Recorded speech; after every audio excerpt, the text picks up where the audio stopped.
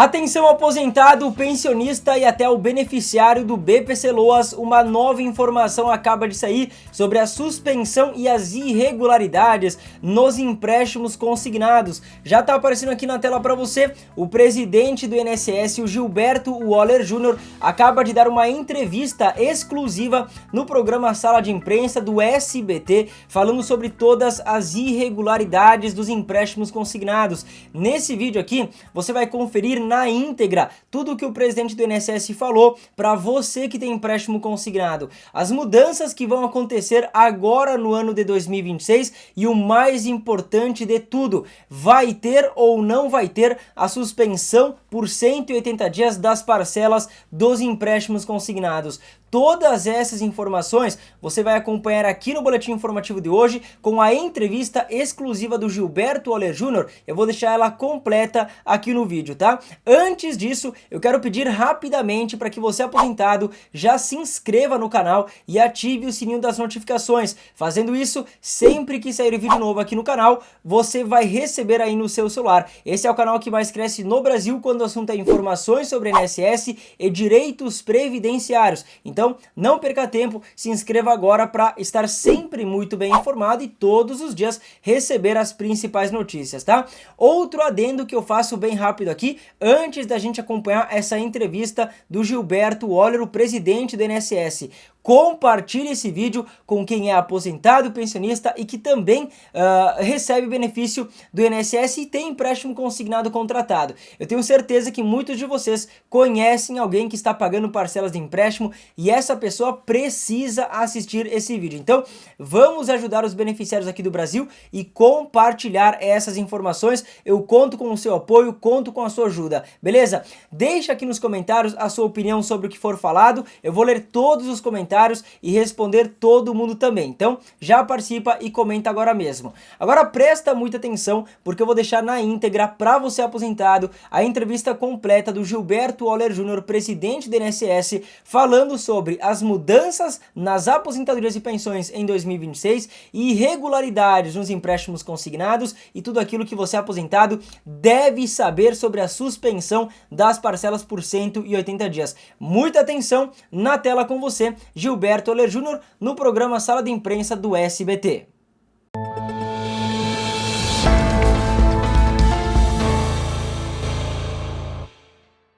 Olá, sejam muito bem-vindos ao nosso Sala de Imprensa, o programa que entrevista quem é notícia. Na edição de hoje, nós convidamos aqui para os estúdios do SBT em Brasília, Gilberto Waller, presidente do INSS. Procurador federal de carreira, ele tem graduação em Ciências Sociais e Jurídicas, pós-graduação em Combate à Corrupção e Lavagem de Dinheiro. Entrou no INSS em 1998 como procurador-geral do Instituto. Depois assumiu a Corregedoria Geral. Já teve passagens também pela Controladoria Geral da União e a Advocacia Geral da União. Agora, na sua carreira, está de volta ao INSS, mas ao comando da instituição em um momento de muita crise, críticas e dúvidas sobre a legitimidade e a segurança jurídica dos procedimentos que ocorrem lá dentro. Eu quero agradecer também na participação aqui na edição de hoje às nossas jornalistas que acompanham junto comigo as perguntas e respostas da edição do nosso Sala de Imprensa. Aqui comigo, Ariane Bittencourt, repórter de política, também Vitória Abel, analista de política do SBT News. Gilberto Waller, obrigada, viu? Há um tempão a gente tenta lhe receber aqui nos estúdios do SBT em Brasília. Eu sei que a pauta está carregada, tanto do seu lado no INSS, quanto para nós aqui em outros assuntos relacionados à política, justiça, mas falar de INSS é praticamente uma prestação de serviço, né? A gente está falando de um país que tem uma dívida previdenciária muito grande, isso mostra que a população está envelhecendo, mais pessoas estão procurando aposentadoria, pensão, ou seja, a Seguridade Social, então a sua função é das mais importantes. Mas O senhor chega ao INSS nessa função de presidente do Instituto em meio a muitas investigações, acusações que ganharam proporções inimagináveis. Levaram à demissão de ministro, prisão do número 2 da pasta, investigação sobre um lobista atuando careca do INSS dentro do seu instituto e ainda até citação ao nome de um dos filhos do presidente Luiz Inácio Lula da Silva, Fábio Lula da Silva. Bom, com esse tempero todo, né? De que forma o senhor tem encarado já estes quase um ano de gestão à frente do INSS? Bom, olá, Basília, Ariane, Vitória, telespectadores do SBT. É um prazer enorme estar aqui com vocês para poder falar um pouquinho sobre INSS, sobre o que está ocorrendo no INSS nesses 8 meses que eu estou à frente da presidência do INSS. A gente chega dentro do INSS logo após a Operação Sem Desconto. A Operação Sem Desconto foi dia 23 de abril. Dia 30 de abril, uma semana depois, eu fui nomeado como presidente do INSS. Uma noite de 30 de abril, véspera do feriado de 1º de maio. E nessa ida para o INSS, quando fui convidado e chamado pelo próprio presidente da República, ele deu uma incumbência. Ele falou o seguinte: passe o INSS a limpo. Veja tudo que está sendo descontado do INSS e faça o nosso aposentado e pensionista ter segurança no INSS. E é isso que a gente vem fazendo 8 meses. Doa a quem doer. Mudanças de procedimento, passar a limpo, ver o que está errado para poder trazer um INSS mais seguro e que dê, na verdade, confiança para 90 milhões de brasileiros que pagam a sua previdência mensalmente. Para 41 milhões de brasileiros que recebem um benefício previdenciário mensalmente. E ali é sua fonte de custeio maior, dele e da sua família. Quando o caso veio à tona, a fraude estimada era de 6,3 bilhões de reais, envolvendo estes operadores, lobistas. Depois vieram nomes de políticos, pessoas ligadas aos políticos, né? Que, claro, tudo está em fase de investigação, mas especialmente funcionários do INSS. O senhor mesmo está ocupando uma cadeira, né? Que há pouco tempo era de uma pessoa, Alessandro Stefanuto, que hoje está preso em função das investigações. Então, isso eu acho que reforça, né, o tamanho do desafio, da responsabilidade, porque várias perguntas estão sendo feitas sobre, contra o INSS, e o senhor tem que dar as respostas. 6,3 bilhões de reais fraudados, desviados destes aposentados e pensionistas. Quanto disso já foi devolvido para a população? Bom, Basília, é importante a gente salientar para o nosso telespectador que esse valor, na verdade, sempre foi superestimado. Como que chegou-se a 6,3, chegaram a falar até em 9 bilhões de reais de prejuízo. Teve um parlamentar que, inclusive, falou que era 90 bilhões de reais o valor total do prejuízo. Na época da Operação Sem Desconto, que foi feito via Controladoria Geral da União e Polícia Federal, o que eles fizeram? Eles pegaram 14 instituições, 14 associações que tinham desconto indevido. Eles calcularam o valor devido como se fosse no teto do desconto associativo. As associações faziam um desconto de 20 a 70 reais mensais.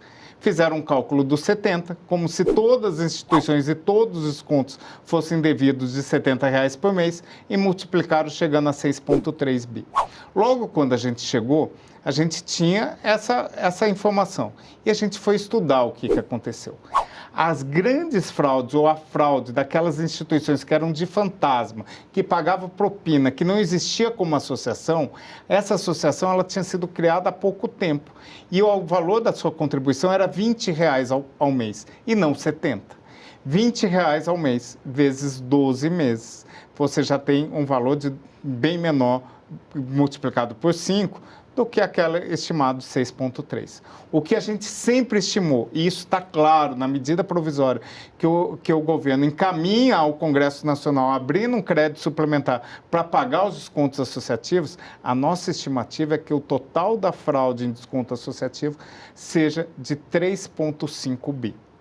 Hoje, há um mês para acabar o processo de ressarcimento, que acaba em dia 14 de fevereiro, depois de uma primeira prorrogação de 14 de novembro, que era para acabar, a gente entendeu por bem prorrogar por mais 90 dias, 14 de fevereiro. Foram pagos 2,8 bi para 4 milhões e 100 mil pessoas.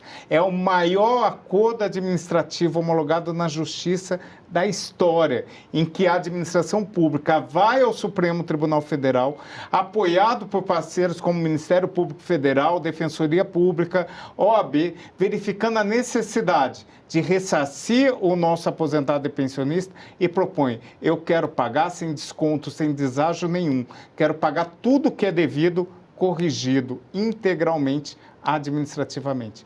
E a gente chegou nesse valor, 4,100 milhões de pessoas, 2,8. Se a gente considerar que a gente tem mais um mês, creio que a estimativa que a gente fez esteja correta, de 3,5 bi do total da fraude. Então, para a gente ficar aqui em três grandes números, a investigação apontava para 6,3.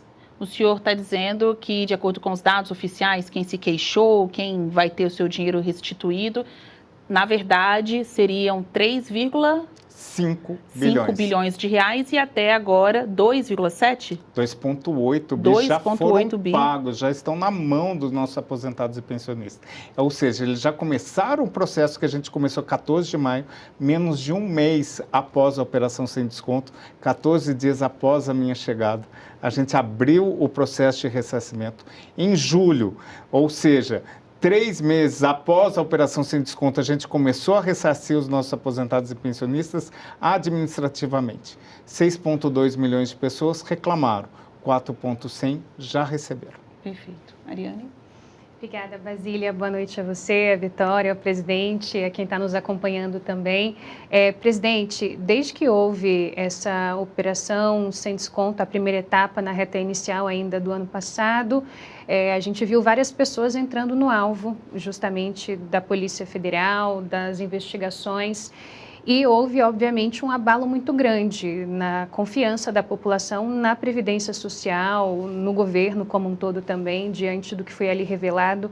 E aí houve todo esse processo de início do ressarcimento, da devolução desses valores para a população, até que em dezembro passado, mais uma etapa da Operação Sem Desconto acabou mirando, entre outras pessoas, no então número 2, do Ministério da Previdência Social, o Adroaldo Portal, que acabou sendo preso.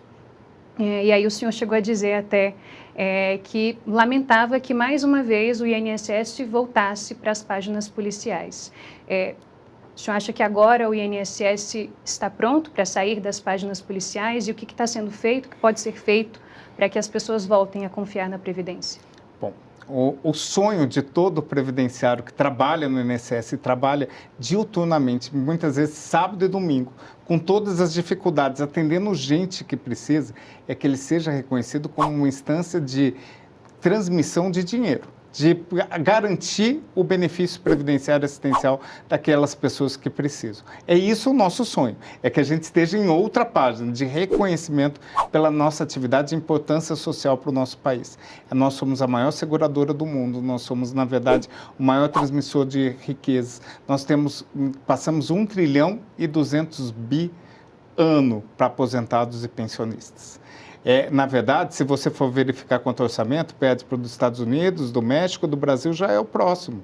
Ganhamos de qualquer estado, de qualquer outro país, de países europeus como Portugal, Espanha, nosso orçamento é muito maior. Então, é isso que seria o nosso sonho. Em todo caso, nós, como INSS, por ser gigante, sofremos realmente um abalo de pessoas de uma quadrilha que se adentrou dentro do INSS, dentro e fora, para roubar aposentados e pensionistas. Esse roubo de aposentados e pensionistas que ocorria já há algum tempo foi descoberto agora. E o que acontece? É bom a investigação, é bom prisão, é bom a gente aprofundar, porque isso demonstra que ninguém dentro do INSS pode, e do governo do Brasil, pode estar de acordo com isso que foi feito. Então, cada fase da operação dói, machuca, ter que responder de novo por fraudes. Mas a cada vez que faz, é uma forma da gente virar a página e mostrar, roubar nosso aposentado e pensionista da prisão. roubar nosso aposentado e pensionista da cadeia. E não pode ser qualquer tipo de sanção. É a população mais vulnerável que nós temos. A pessoa que recebe e que tem um desconto de R$20, muitas vezes na classe média alta, fala, pô, só R$20. R$20 para quem ganha um salário mínimo é a diferença se ele vai comer ou não aquele dia, se ele vai comprar leite ou vai comprar pão, se ele vai tomar água ou vai tomar um refrigerante. É muito diferente. E verificar que esse valor era roubado para a pessoa andar de Porsche, para a pessoa ter R$500 milhões na conta, para a pessoa comprar um apartamento que tem elevador que leva o carro para o seu apartamento, isso choca, isso dói, isso machuca a todos. E por isso, apesar de doer para a gente, de estar nas páginas policiais, é importante para saber que ninguém pode ficar impune, seja quem for, seja qual posição ocupa. É um ex-presidente do INSS que está preso, é o número 2, era o número 2 do Ministério da Previdência que está preso. E assim tem que ser. Quem cometeu irregularidades tem que ser preso e tem que ser punido exemplarmente, nesse caso. Lamentáveis mesmo essas cenas da Operação Sem Desconto, que continua acontecendo, né? Outras fases virão. Vitória? Bom, obrigada, presidente Basília, Ariane. O senhor disse, então, que é muito importante que as operações aconteçam, mas é possível vocês terem realmente certeza de que essas fraudes acabaram, de que o esquema foi quebrado? Porque, pelo jeito, ele estava tão intrínseco lá dentro da instituição, tanto que um novo governo entrou e esse novo governo continuou fazendo uma fraude que aparentemente começou antes. Então, se estava tão intrínseco, como que acabou? Na verdade, o que acontece? O INSS, pelo seu gigantismo, pela quantidade de valores que ele acaba lidando e público e pela sensibilidade, é muito, assim, é um chamariz para fraude. Porque alguém descobriu que o desconto associativo podia ser uma forma. 40 associações começaram a fazer desconto associativo. Verificaram que você poderia, na verdade, inserir sem autorização. Mais de 15 começaram a inserir dados. Então, e tirando o desconto do nosso aposentado e pensionista. Isso realmente é complexo. Virou uma fábrica, né? Virou uma fábrica. E quanto mais pessoas passavam, mais dinheiro precisava e mais precisava chamar a gente para poder fazer aquele desconto associativo. E chama atenção quando você verifica que, na última operação, que um esquema que começa no INSS, o pessoal já começava a pensar em expandir para outros órgãos, como no caso da Caixa, que foi citado na última fase da operação, ou seja, o INSS já não dava conta de transmitir tanto dinheiro quanto esse esquema criminoso precisava para poder funcionar. E isso é perigoso. O que a gente fez e o que a gente está fazendo para poder trazer mais segurança? Primeiro passo, que foi a determinação do presidente Lula, verificar tudo que está sendo descontado no contra-cheque do nosso aposentado pensionista e passar um pente fino sobre isso. A gente começou com o desconto associativo. O desconto associativo a gente suspendeu, a gente devolveu, abriu processo de responsabilização de pessoa jurídica. O INSS, na primeira semana que eu estava lá, a gente abriu 12 processos, desconsiderou a pessoa jurídica, mandou para a AGU conseguiu o bloqueio de 2,8 bi, depois a CGU diretamente abriu outros processos, a AGU conseguiu mais um bloqueio de 3,5 e agora a gente pegou todos os casos que a gente pagou para cada associação, encaminhou para a AGU para entrar com uma ação de regresso, para cobrar o valor devido. E a gente já conseguiu eliminar. E pasmem, Basília, pasmem, a gente conseguiu na conta de um dono de uma associação, na conta dele, R$500 milhões.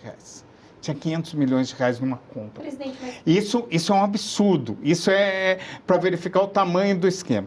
Então, assim, de desconto associativo, a gente paralisou e devolveu. Esse desconto que estava paralisado, agora, recentemente, aprovada e sancionada a lei, não ocorrerá mais desconto associativo. Então, a gente pode garantir fraude de desconto associativo. Dia 23 de abril foi o último dia que teve fraude de desconto associativo. A partir de então, não. Mas as outras modalidades? A gente vem tratando. E daí a gente foi verificar um outro programa. Um programinha que nasceu do nada, numa instrução normativa da presidência do INSS, chamado um programa Vale Mais, em que aposentados e pensionistas podiam adiantar um valor com entidades que poderiam ser conveniadas. e era de R$100, passou para R$450, não era limitado ao teto do consignado, não podia cobrar juros, mas tinha uma taxa que podia chegar a 10% daquele valor, era caso de superendividamento, muitos reclamando que não tinham feito autorização. O que a gente fez no primeiro dia que a gente estava lá? Suspende qualquer tipo de pagamento. A gente cancelou esse programa do Vale Mais, entendendo que não tinha previsão legal, que não tinha autorização. Era como se fosse um agiota, e o que ele tinha vendido era como se você tivesse uma relação com o seu empregado, seja no comércio, seja em casa. Você dá um vale, dá um adiantamento, e você dava um adiantamento e descontava no final do mês. Só que a instituição financeira nenhuma faz de graça. E isso aconteceu. A gente cancelou esse programa. E daí a gente foi partir para um outro ponto. A gente foi partir para a questão dos consignados. Exato. A gente, quando chegou, tinha 87 instituições financeiras podendo fazer consignado. Hoje são 54. A gente credenciou mais de 33 instituições financeiras por descumprimento de norma, por não... A gente suspendeu a instituição... Descumprimento de norma ou indício de fraude?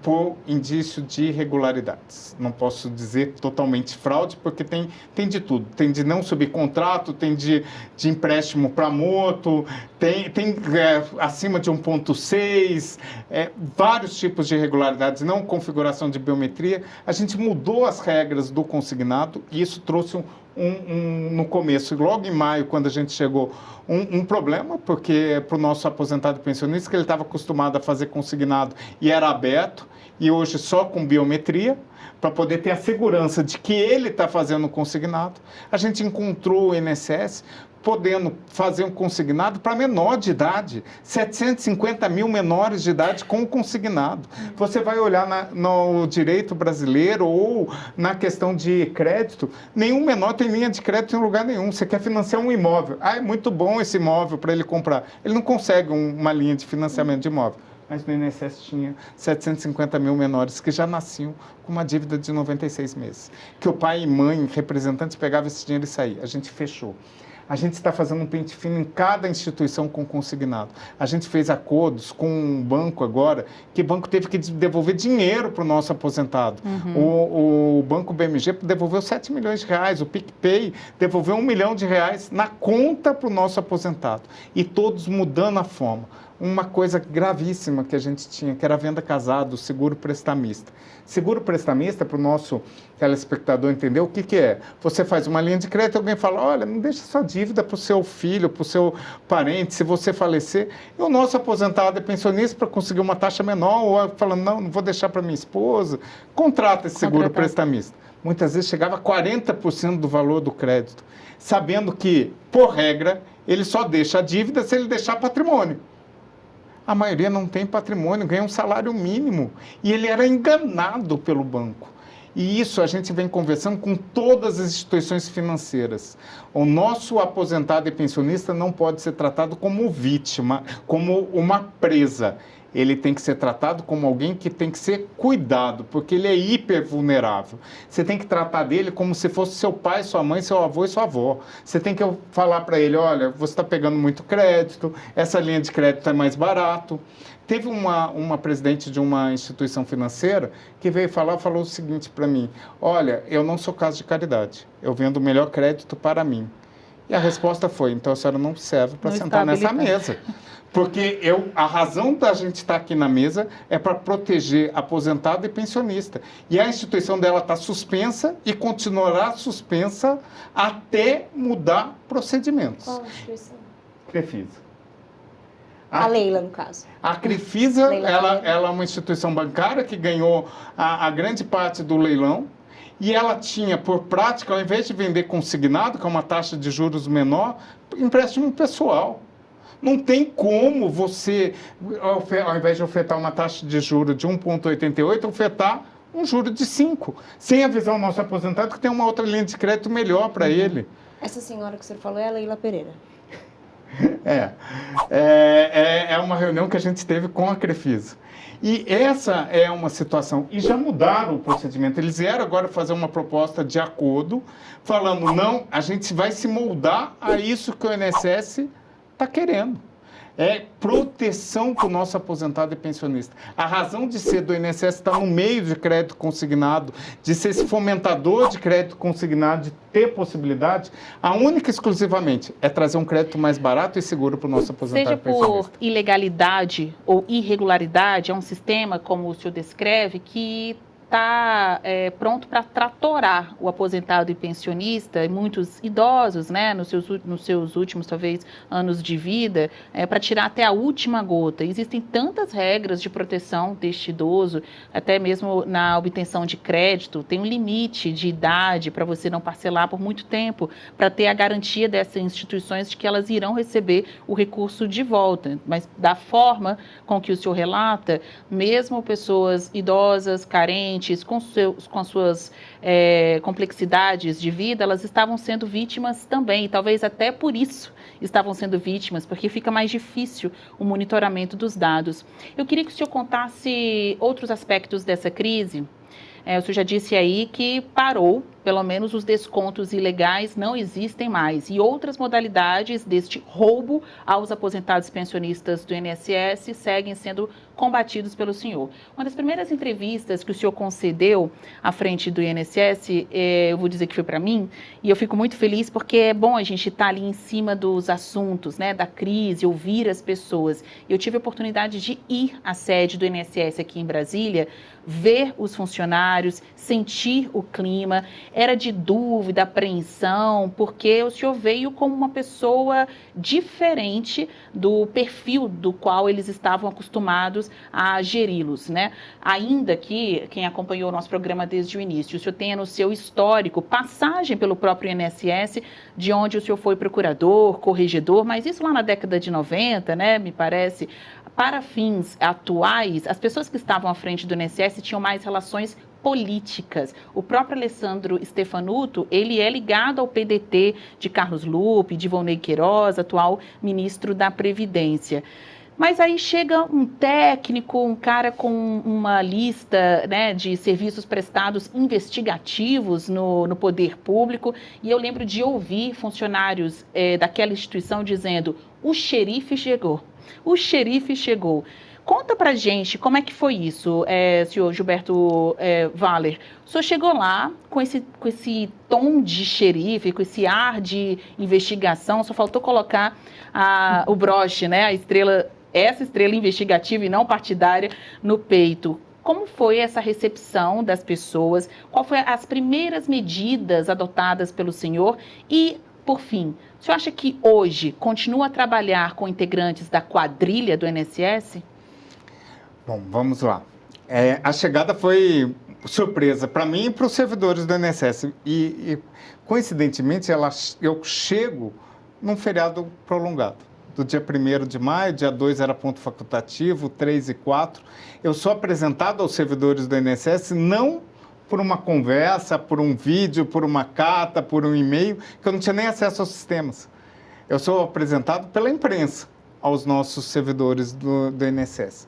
Então, lógico, pelo meu histórico de ter sido corregedor-geral da União, por ter sido corregedor do INSS, corregedor da PGF, mas também tem uma outra parte, que eu fui por muito tempo ouvidor-geral da União, que tratava de cidadão, tratava de lei de acesso à informação, tratava, na verdade, de estruturação de um sistema de ouvidoria que até então ninguém se falava em ouvidoria.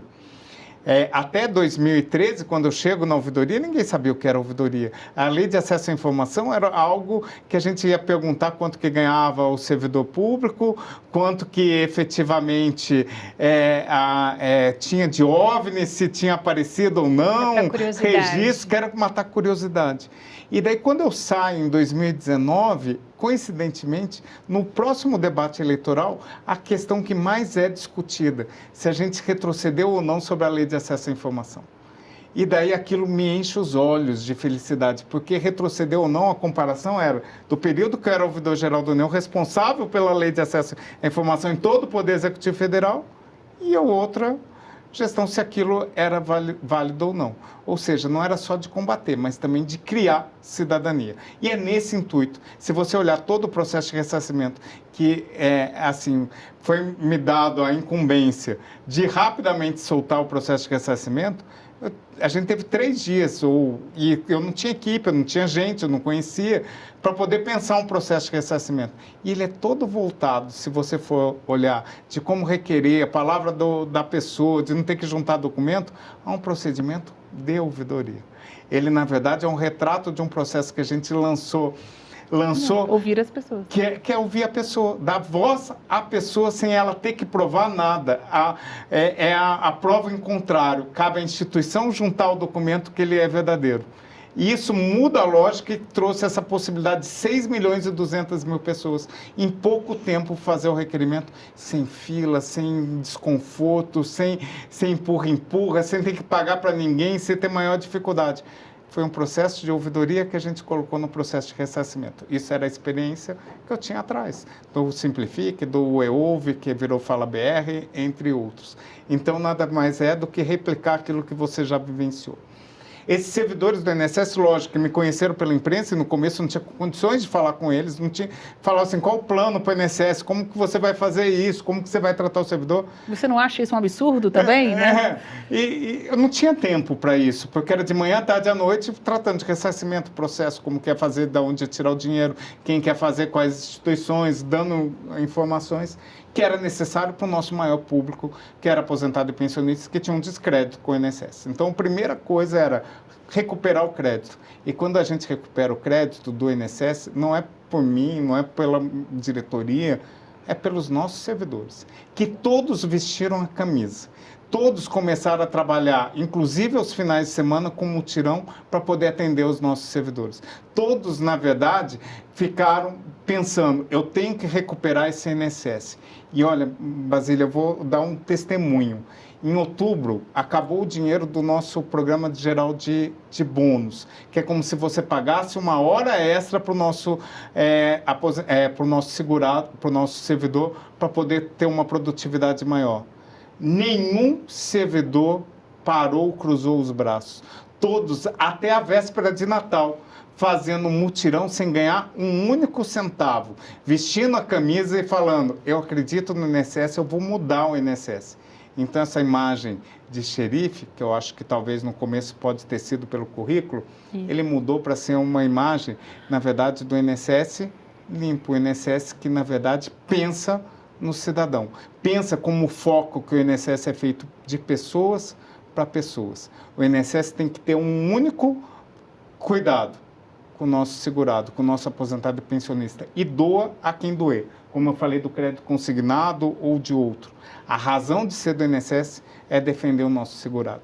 E isso a gente tem que ser, na verdade, de forma quanto mais. A gente não pode aceitar atravessador, a gente não pode aceitar que a pessoa com má intenção, a gente não pode sentar na mesa com alguém que esteja mal intencionado com o INSS. Mas existe ainda a quadrilha? O senhor acha que ainda existem pessoas da quadrilha do INSS dentro da instituição? Dessa quadrilha, eu acho que do desconto associativo, creio que não. De outras quadrilhas, então? O INSS, e eu vou falar pela minha experiência como corregedor do INSS, que foi em 2001, primeiro corregedor do INSS, sempre foi a corregedoria que mais puniu os servidores. Há irregularidades dentro do INSS por causa da quantidade, pelo volume, e a gente não abre mão de que cometeu irregularidade, tem que sair. O INSS, ele muda, ele vem, na verdade, se reidentificando, aperfeiçoando e não abrindo mão de que quem cometeu irregularidade tem que ser sancionado. Então, a gente tem servidor que concede benefício regular? Tem certeza que tem. A gente tem servidor que comete alguma fraude? Tem. Mas o que a gente não pode ter é admitir que aquilo seja aceito. Aquilo não pode ser aceito. A gente demitiu inúmeras pessoas. A gente demitiu pessoas com cargo em comissão alto, agora, recentemente, através de processo disciplinar. E a gente tem que fazer isso. Essa última quadrilha que seria do consignado, todos já foram demitidos ou o senhor acha que ainda tem gente operando lá dentro? Do desconto associativo e não do consignado. Isso. Na verdade, assim... Não, desconto associativo foi o primeiro, certo? Depois entrou o consignado irregular, não é Mas isso? O consignado irregular, eu não posso falar uma quadrilha, porque eu não tenho, na verdade, a participação de alguém do INSS que tenha dado guarida para isso. Tá. E os processos estão em curso, estão sendo apurados e não tem uma ação da Polícia Federal ou que tenha autorização judicial. O que a gente tem feito? A gente tem verificado irregularidades, encaminhado para os órgãos competentes. Uma outra coisa que a gente mudou o procedimento. Órgão de controle, ele é meu parceiro. Ele é, na verdade, algo que vai contribuir para a melhoria da gestão. E é assim que tem que ser visto. Questão de consignado. Se a gente no INSS parasse só para ver consignado, a gente teria alguns problemas, algumas dificuldades. O que a gente fez logo na primeira semana? Chamou a CGU e falou, nos auxilie a fazer uma auditoria sobre consignado. Esse trabalho conjunto não acontecia? Não acontecia. Se você olhar os depoimentos, as falas, sempre um questionamento dos órgãos de controle, as falas dos órgãos de controle eram combatidas, não eram aceitas. O afastamento do ex-presidente do INSS foi por não atender recomendações de órgãos de controle. Hoje em dia, as recomendações dos órgãos de controle são discutidas na mesa, são discutidas para a gente poder implementar de maneira ágil, de maneira rápida.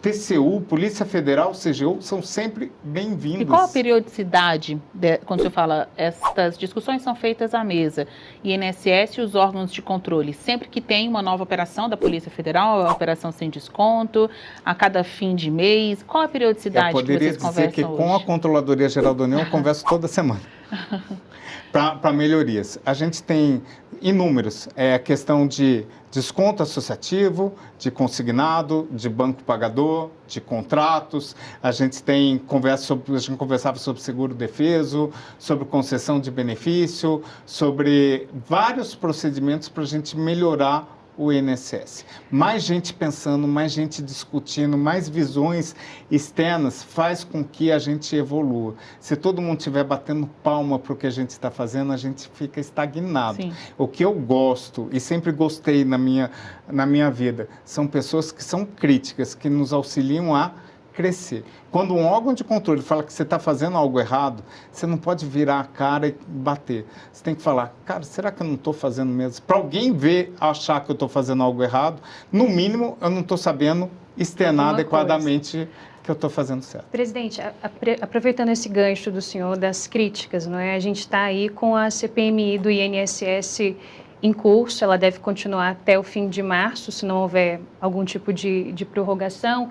E a gente sabe que no começo houve toda uma tentativa ali do próprio governo de evitar que essa CPMI fosse instaurada. Acabou que ela foi, a gente viu já vários capítulos dessa comissão acontecendo com várias pessoas ouvidas. Quero perguntar duas coisas em uma para o senhor. Primeiro, se o senhor avalia que o saldo até aqui dos trabalhos feitos pelos deputados e senadores é positivo, se foi um trabalho até aqui agregador, no sentido de até ensejar mais investigações e de não tirar esse assunto da luz, para que não se esqueça e para que se continue prendendo e culpando quem tiver de ser preso e culpado. E outra coisa, em muitas dessas sessões da CPMI, a gente ouve críticas de deputados, senadores, em especial dos integrantes ali do comando da CPMI, com relação a uma possível blindagem de algumas das pessoas que são ouvidas, não é?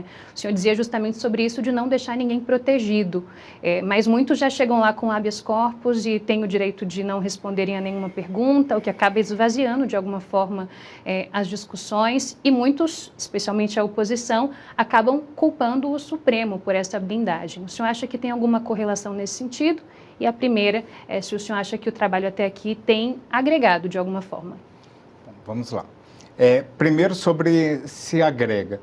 Eu acho que toda e qualquer investigação e todo qualquer tipo de informação que a gente faz para a sociedade é importante sobre essa situação. A gente precisa passar a limpo. Quanto mais gente investigar, quanto mais situações colocarem, quanto mais pessoas olharem o que está acontecendo, e quer queira ou quer não queira, a CPMI, feita por parlamentares, feita pelo Congresso, algo legítimo e que possa expor, é importante para explicar o que aconteceu e como está sendo tratado isso. É fundamental a gente mostrar para a gente não repetir esses erros. Eu acho que, por exemplo, a questão da CPMI auxiliou agora no Congresso a discutir esse deixaria ou não o desconto associativo. E teve uma lei agora que acabou derrubando o desconto associativo. Algo que amadureceu muito, talvez, pela realização da CPMI. Então, eu particularmente entendo que toda e qualquer apuração de órgãos competentes, de órgãos que queiram, na verdade, transmitir e que queiram transmitir principalmente a verdade, para que a gente não tenha, por exemplo, casos como um parlamentar que falou que 90 bi foram desfalcados de desconto associativo. Todo mundo achava que ia ficar milionário com desconto associativo. Aposentados e pensionistas, muitos começaram a pedir empréstimo achando que ia ficar rico. Ou seja, fizeram da desinformação, e esse é o risco, trazendo prejuízo para o nosso aposentado e pensionista. Então, a gente teve até uma dificuldade no começo para não divulgar quem era vítima do desconto associativo, porque eles poderiam, na verdade, ser vítimas de outro tipo de fraude. Então, assim, a desinformação é ruim. Então, Polícia Federal, Ministério Público, CPMI, eu acho todos legítimos para poder trazer, desde que não seja desinformação. Está dentro da regra do jogo.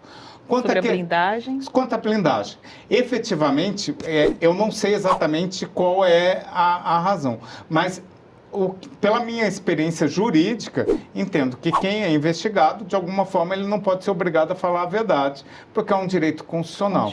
Creio, não vi as decisões, não vi os pedidos, mas creio que o Supremo, para garantir esse direito constitucional, assegura o direito ao silêncio. Não sei exatamente quais elementos de prova tem, o processo de investigação é um processo sigiloso, então, efetivamente, muitas vezes a gente pode ficar revoltado, mas fulano não está preso e como é que ele vai ficar em silêncio? Eu não sei se tem alguma citação dele dentro do inquérito policial, dentro da ação penal, dentro de um pedido de busca, dentro de algum documento que foi apreendido. Precisaria me debruçar melhor, mas, sinceramente, eu acredito em todas as entidades que estão ali.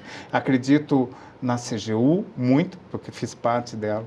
Conheço a índole da CGU. Acredito muito na Polícia Federal pelos bons serviços prestados, o Ministério Público Federal, o Judiciário, o Supremo Tribunal Federal, assim como o Congresso. Cada um tem que fazer o seu papel, cada um tem que fazer o seu ponto e contraponto, e acho que é importante para a gente poder melhorar os procedimentos. O senhor acha que agora, em 2026, a CPMI do INSS vai aprovar a convocação ou convite do filho do presidente Luiz Inácio Lula da Silva, Lulinha? Eu terminei o último bloco com um assunto que causa muitos rumores no ambiente político, ainda mais em ano eleitoral. Uma testemunha, de acordo com a CPMI do INSS, contou que o careca do INSS, que é o Antônio Carlos, lobista, conhecido pela sua atuação, operação dentro do Instituto, teria pago mesada ao filho de Luiz Inácio Lula da Silva, o filho do presidente Lulinha, que é o Fábio Luiz Lula da Silva.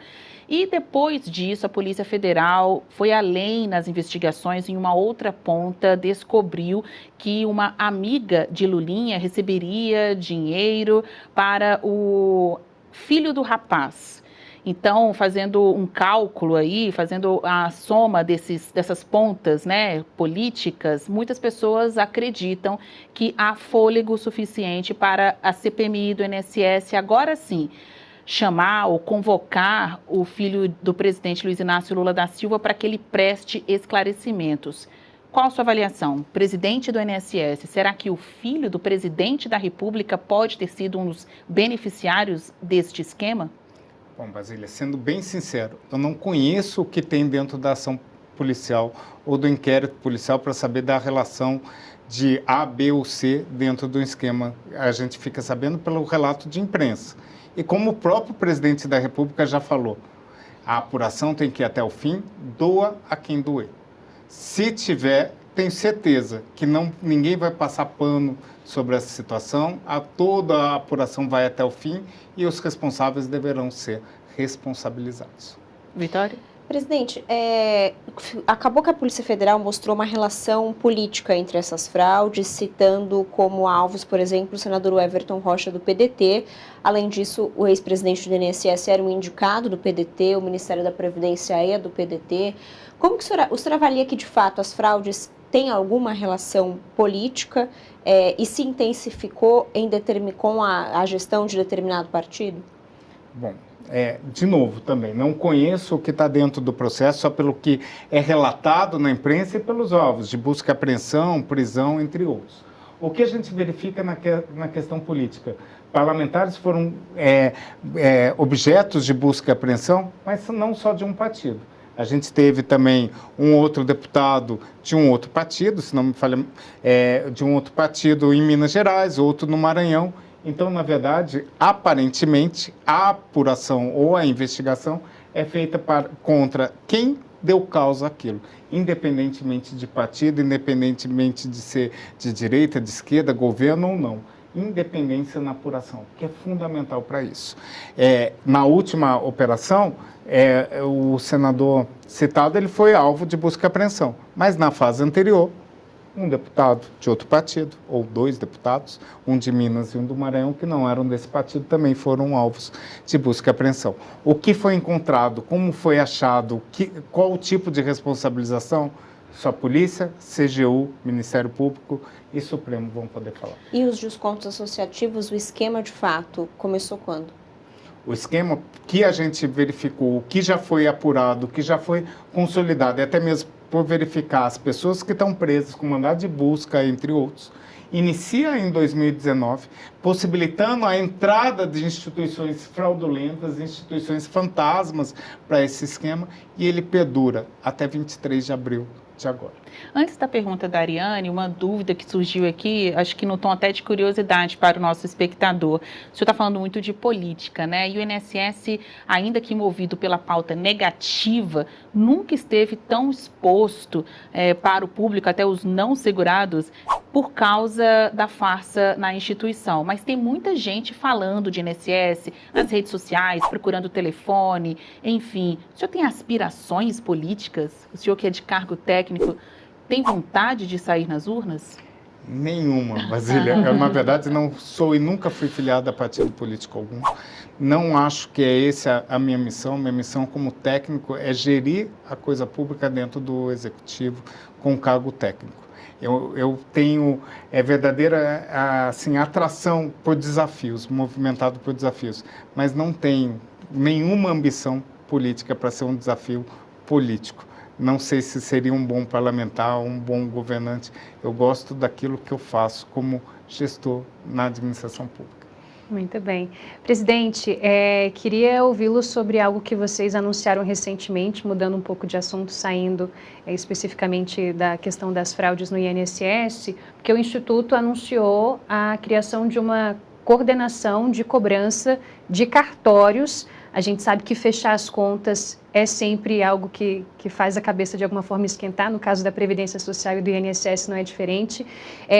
E é algo que vocês entenderam que esses cartórios não estavam repassando informações com relação a pessoas mortas no país, e eles deviam ser multados a um acumulado de multas aí represadas num montante de 8 bilhões de reais, salvo engano, que nunca foram cobradas. Queria entender o porquê dessa cobrança nunca ter acontecido e como que essa coordenação agora pode atuar para que esse valor possa ser juntado aí aos cofres do Instituto. Bom, Ariane, importante essa pergunta, esse questionamento. O que a gente vem fazendo dentro do INSS? Na verdade, tratando cada caixinha dentro do INSS. O INSS é gigante. O INSS tem a questão de desconto associativo, consignado, banco pagador, concessão de benefício, benefício assistencial, manutenção de benefício, imóveis, contratos, entre outros. E chegou uma situação muito cara para a gente. O INSS acaba pagando por mês benefícios muitas vezes indevidos para pessoas que já faleceram. E por que isso? Hoje, o INSS tem um contrato, via contrato, que todo e qualquer cartório de registro de pessoa civil, ele tem que encaminhar para o INSS a informação de um óbito. Você faz a certidão de óbito daquela pessoa e ela tem que ser transmitida para o INSS. Se aquela pessoa tem um benefício ativo, você cessa o benefício para não pagar para os mortos, aqueles verdadeiros mortos-vivos. O que a gente verificou? Que muitos cartórios não encaminham. Qual a razão de não encaminhar? Se é falha técnica, a gente não sabe. Mas, por força contratual, uma multa que o INSS nunca cobrou. A partir do momento que você não tem sanção, aquele procedimento se torna corriqueiro. E é o bolso de todos nós que paga por essa falha cartorária, pagando por benefícios indevidos, pagando por benefícios que o Estado tem a informação e não repassou para o INSS, que deveria ter sido feito. Verificado nos últimos anos, o total de multa verificou-se que 8 bilhões de reais 8 bilhões deveriam ser cobrados dos cartórios de multa, fora os benefícios que foram pagos indevidamente. Que nunca foi cobrado do cartório de quem deu causa a isso. A gente falou, basta. O INSS não é lugar para ter fraude. Doa a quem doer. São cartórios, os cartórios têm que ser responsabilizados. Criamos, sim, essa coordenação de cobrança e vamos fazer um procedimento inédito de cobrança desses cartórios pela multa do prejuízo que ela está dando para todos nós, para toda a sociedade brasileira, porque somos nós que pagamos aquele benefício da pessoa que está morta e não poderia receber. A gente acabou tendo que criar alguns mecanismos por não interação. A gente, por exemplo, se o benefício previdenciário fica 45 dias na conta e não é descontado, há um bloqueio. A gente tem a informação de ter que fazer prova de vida anualmente, trazendo alguns transtornos. Mas o melhor caminho é toda pessoa que falece no Brasil precisa de uma certidão de óbito. É um documento público que tem que ser repassado para o INSS. E importante, o sistema para poder fazer a transmissão cartório foi pago única e exclusivamente pelo INSS, para a gente obter essa informação. E alguns cartórios não fazem. Isso acontecia em todo o país? Todo o país. E em quanto tempo você acha que o dinheiro vem? A gente vai começar a fazer a cobrança. A ideia e o ideal é que a gente faça uma cobrança administrativa, que o cartório reconheça a sua falha e traga melhorias, e traga também a restituição. Este ano ainda? A cobrança administrativa começa agora, começa em fevereiro, a gente fazer essa cobrança administrativa, impor a multa, e daí a gente começa um processo administrativo de cobrança, e espero que a gente tenha, na verdade, um ambiente conciliador para poder resolver aquela situação. Bom, perguntar aqui para o pessoal de casa o que vem à sua cabeça quando o assunto é INSS. Nos últimos tempos tem sido essa pauta mais investigativa por conta da operação da Polícia Federal, da Controladoria Geral da União, ainda que a sua pauta, Gilberto Valler, não seja do INSS corrupto, e sim do INSS que está se aperfeiçoando, buscando, fazendo demissões necessárias. Existem outras pautas negativas muito ligadas à vida do INSS, que é o tamanho da fila dos aposentados e pensionistas, a fila do INSS. Veja, seu cargo não é fácil não, porque hoje é a fraude do INSS, mas no passado falar da fila do INSS era a principal pauta, e a gente está aqui no sala de imprensa, era a principal pauta vinculada ao Instituto.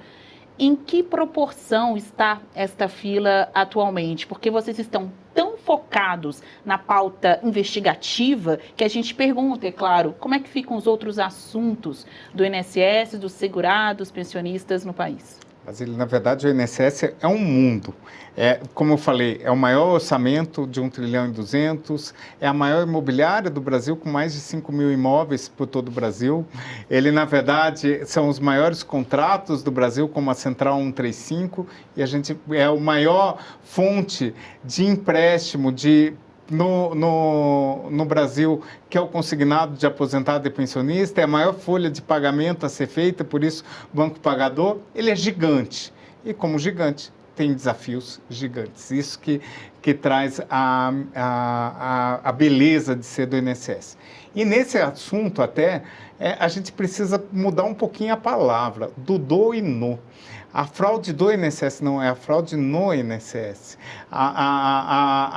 O careca do INSS, o careca nunca foi do INSS.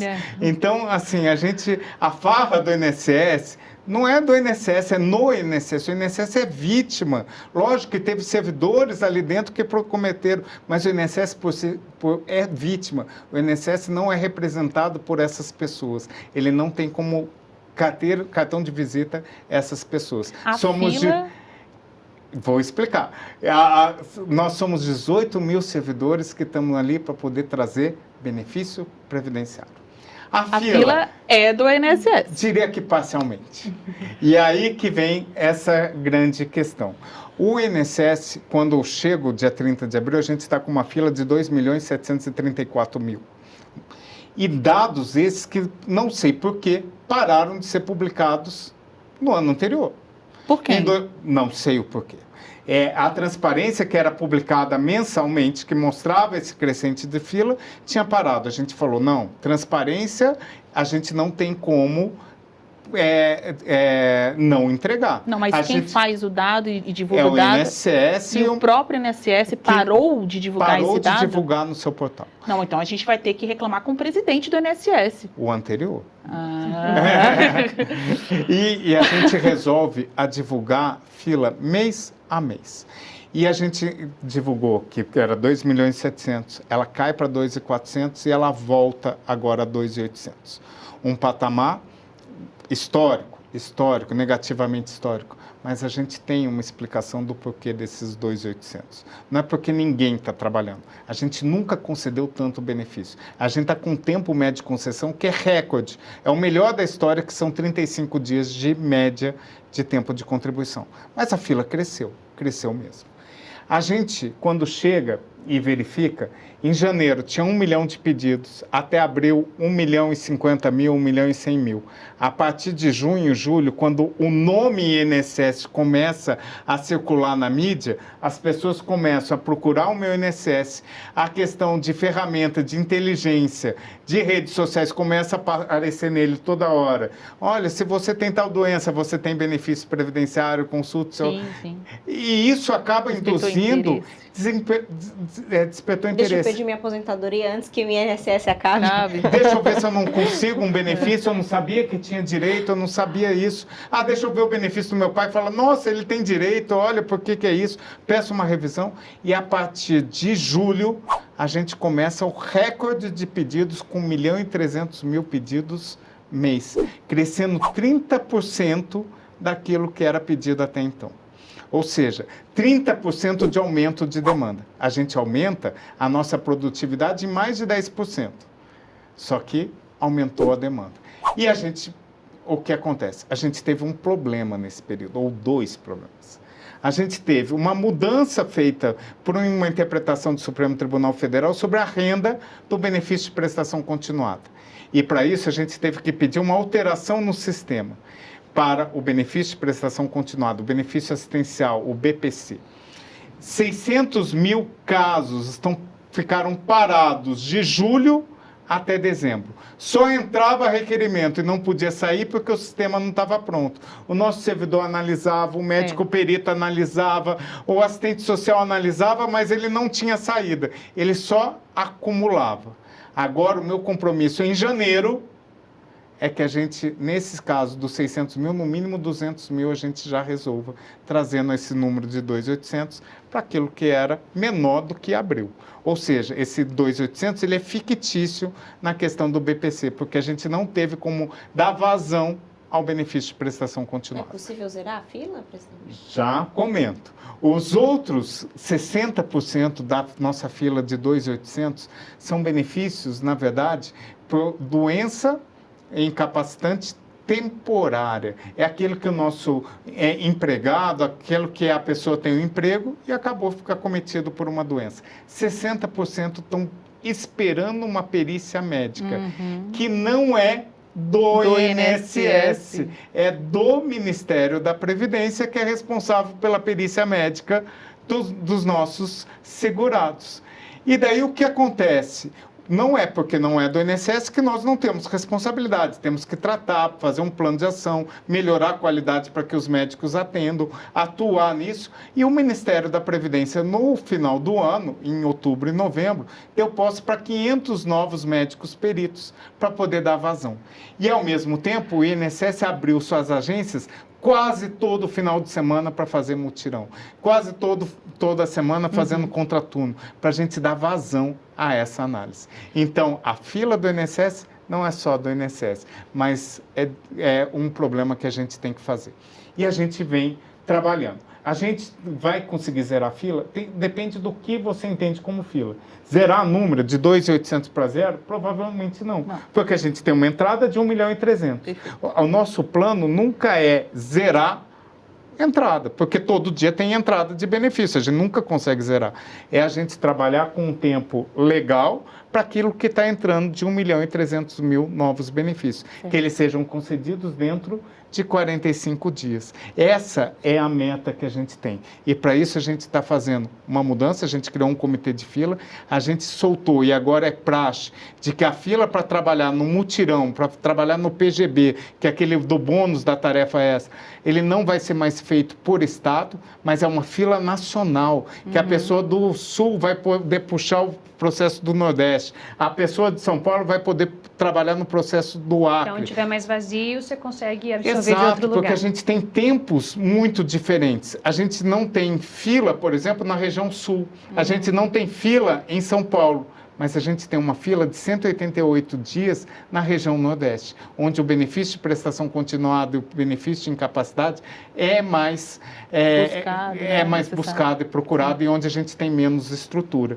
Então, agora, entre outras situações, uma situação nova, Basília, e novidade, é que os nossos servidores atendem no horário normal os seus segurados daquela localidade e fazem hora extra, recebem bônus, recebem hora extra, vão fazer grupo de trabalho para atividades que é uma fila nacional.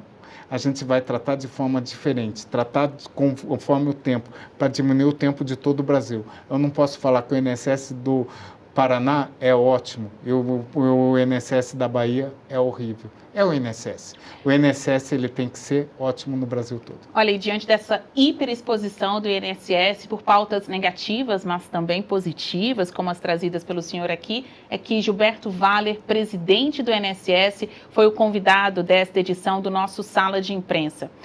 Bom, este programa contou com perguntas, claro, também dos jornalistas do SBT News. Aqui do meu lado, Ariane Bittencourt, setorista de política, repórter de política aqui em Brasília, e Vitória Abel, analista de política do SBT News. Eu quero agradecer a vocês pela presença, pela audiência do nosso programa. Presidente do INSS, Gilberto Valler, muito obrigado. Espero que o senhor possa voltar aqui com ótimas notícias, porque o INSS seguirá na nossa pauta, na pauta do Sala de Imprensa. Eu sou a Basília Rodrigues, convido vocês a continuarem na nossa programação. E, claro, tem muito mais Sala de Imprensa todo domingo aqui na telinha do SBT News.